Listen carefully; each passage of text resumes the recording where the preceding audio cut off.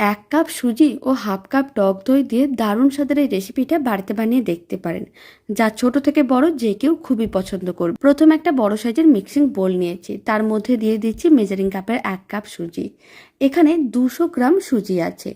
আর এই 200 গ্রাম সুজির জন্য আমি নিয়েছি 100 গ্রাম টক দই, মানে মেজারিং কাপের হাফ কাপ টক দই দিয়ে দিলাম। যতটা সুজি তার হাফ টক দই নিতে হবে, খুব বেশি টক দই নেওয়া যাবে না, তাহলে মিশ্রণটা পাতলা হয়ে যেতে পারে। এবার আমি মিশ্রণটার মধ্যে দিয়ে দেবো কিছুটা পরিমাণ লবণ। এখানে আমি হাফ চামচের মতো লবণ দিলাম, আর দিয়ে দিলাম লঙ্কার গুঁড়ো। এবার আমি এর মধ্যে দিয়ে দিচ্ছি গোটা জিরে, তবে লঙ্কার গুঁড়োর জায়গায় আপনারা কুচনো কাঁচা লঙ্কাও দিতে পারেন। আর অল্প একটু দিয়ে দিলাম কুচনো কারি পাতা। এবার আমি এর মধ্যে দিয়ে দিচ্ছি বেকিং সোডা, 4 চামচের 3 ভাগের 1 ভাগ বেকিং সোডা দিয়ে দিলাম।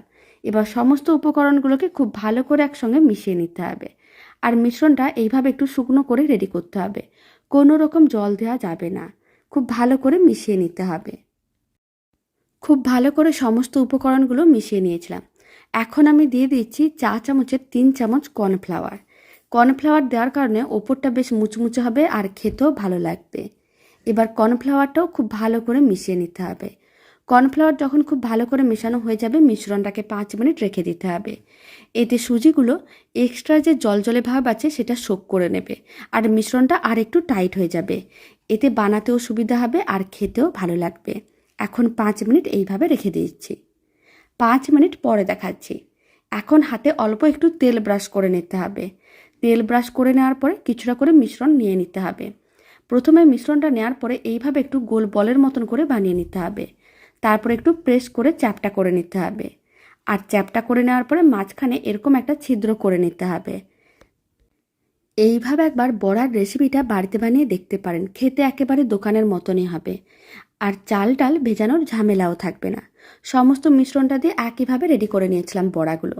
এবার তেল গরম করে নিতে হবে, আর গরম তেলের মধ্যে বড়াগুলোকে দিয়ে দিতে হবে। মিডিয়াম ফ্লেমে উল্টে পাল্টে লাল লাল করে ভেজে নিতে হবে। প্রথমে একটা দিক এইভাবে 3 থেকে 4 মিনিট রেখে দিতে হবে, যাতে খুব ভালো করে ভাজা হয়ে যায়। প্রায় 4 মিনিট এইভাবে একটা দিক রেখে দিয়েছিলাম। এবার একটু উল্টে পাল্টে নিতে হবে, মানে উল্টো দিকটাকেও লাল লাল করে ভেজে নিতে হবে। এই দিকটা কিন্তু বেশ লাল হয়ে গেছে। একইভাবে উল্টো দিকটাকেও লাল করে ভেজে নিতে হবে। দেখতে যেমন ভালো লাগবে, খেতেও ভালো লাগবে। আর এটা যে বাড়িতে বানানো, খেয়ে বোঝাও যাবে না। দুদিকই উল্টে পাল্টে বেশ লাল লাল করে ভেজে নিয়েছিলাম। এবার তুলে একটা প্লেটের মধ্যে রেখে দিচ্ছি। রেসিপিটা এইভাবে বাড়িতে বানালে কমেন্ট বক্সে জানাতে একেবারেই ভুলবেন না খেয়ে আপনাদের কেমন লাগলো।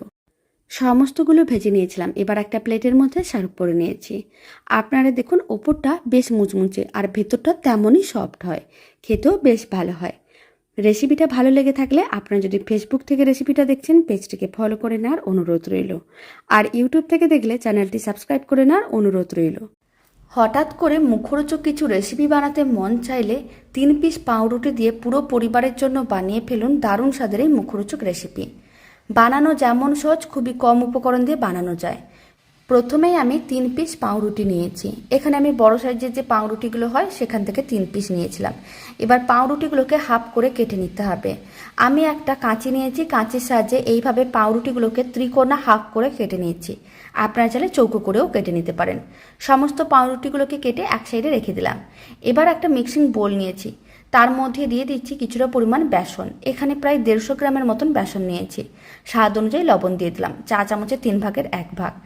আর আমি দিয়ে দিচ্ছি অল্প একটু চিলি ফ্লেক্স। আপনারা চাইলে কুচনো কাঁচা লঙ্কাও দিতে পারেন। আমার কাছে চিলি ফ্লেক্স ছিল তাই আমি দিয়ে দিলাম। আর আমি দিয়ে দিচ্ছি ভাজা মশলার গুঁড়ো। এখানে গোটা জিরে ও ধনেকে শুকনো খোলায় ভেজে গুঁড়ো করা ছিল, সেই গুঁড়োটা অল্প একটু দিয়ে দিলাম। আর হলুদ গুঁড়ো 1 চিমটের মতন দিয়ে দিলাম। আর অল্প একটু লঙ্কার গুঁড়ো দিচ্ছি, এতে কালারটা খুবই ভালো আসবে। এবার আমি এর মধ্যে দিয়ে দিচ্ছি একটা মিডিয়াম সাইজের কুচনো পেঁয়াজ। পেঁয়াজটাকে এইভাবে একটু ছোটো ছোটো টুকরো করে কেটে নিয়েছিলাম। আপনারা চাইলে স্লাইস মানে লম্বা করেও কুচনো পেঁয়াজটা দিতে পারেন। এখন বেশ কিছুটা পরিমাণ জল দিতে হবে। তারপর সমস্ত উপকরণগুলোকে একসঙ্গে খুব ভালো করে মিশিয়ে নিতে হবে। মিশ্রণটা একটু পাতলা করেই রেডি করতে হবে, মিডিয়াম বা ঘন ব্যাটার রেডি করা যাবে না। মিশ্রণটা যত বেশি পাতলা হবে রেসিপিটা খেতে তত বেশি ভালো লাগবে। খুব ভালো করে মিশিয়ে নিয়েছিলাম, সমস্ত কিছু খুব ভালো করে মিশে গেছে। এবার মিশ্রণটাকে এক সাইডে রেখে দিচ্ছি। আর এদিকে একটা ফ্রাইং প্যানের মধ্যে 2 চামচ তেল নিয়েছিলাম। তেলটা ভালো করে গরম করে নিতে হবে। যখন তেলটা খুব ভালো করে গরম করা হয়ে যাবে তখন একটা পাউরুটির পিস নিতে হবে, মানে হাফ করে কেটে রাখা পাউরুটির পিস। তারপরে ব্যাটারের মধ্যে ডুবিয়ে নিতে হবে আর তেলের মধ্যে দিয়ে দিতে হবে। খুব বেশি তেল দেওয়ার প্রয়োজন নেই, এইভাবে অল্প তেলই দিতে হবে। আর এইভাবে পাউরুটির টুকরোগুলো ডুবিয়ে তারপরে তেলের মধ্যে দেওয়ার পরে অল্প একটু কুচনো পেঁয়াজ ওপরে ছড়িয়ে দিতে হবে। এতে দেখতেও ভালো লাগবে, খেতেও ভালো লাগবে। ফ্লেমটা মিডিয়াম টু হাইতেই আছে। আর এইভাবে মিডিয়াম টু হাই ফ্লেমে উল্টে পাল্টে বেশ লাল লাল করে ভেজে নিতে হবে। বেশ মুচমুচেও হয় আর খেতেও ভালো লাগে। প্রায় 4 মিনিটের মতন সময়ের প্রয়োজন পড়েছিল। উল্টে পাল্টে দুদিকই বেশ লাল লাল করে ভেজে নিয়েছিলাম। এর থেকে আর বেশি লাল করে ভাজার দরকার নেই। এবার তুলে একটা প্লেটের মধ্যে সার্ভ করে নিয়েছি। আর বাকি সমস্ত পাউরুটিগুলোকে একইভাবে ভেজে নিতে হবে। সমস্ত পাউরুটির পিসগুলোকে ভেজে নেওয়ার পরে এখন একটা প্লেটের মধ্যে সার্ভ করে নিয়েছিলাম। দারুণ স্বাদের মুখরোচক রেসিপিটা একেবারেই রেডি। অল্প একটু টমেটো কেচাপ দিয়ে সার্ভ করে দেখতে পারেন, খেতে বেশ ভালো হয়। আর এই রেসিপিটা ভালো লেগে থাকলে আপনারা যদি ফেসবুক থেকে রেসিপিটা দেখছেন পেজটিকে ফলো করে নেওয়ার অনুরোধ রইল। ইউটিউব থেকে দেখলে চ্যানেলটি সাবস্ক্রাইব করে নেওয়ার অনুরোধ রইল। তো চলুন, ভিডিওটা আমি এখানে শেষ করছি। আপনারা সবাই ভালো থাকবেন, সুস্থ থাকবেন। আপনাদের সঙ্গে আবার নতুন রেসিপি নিয়ে দেখা হচ্ছে।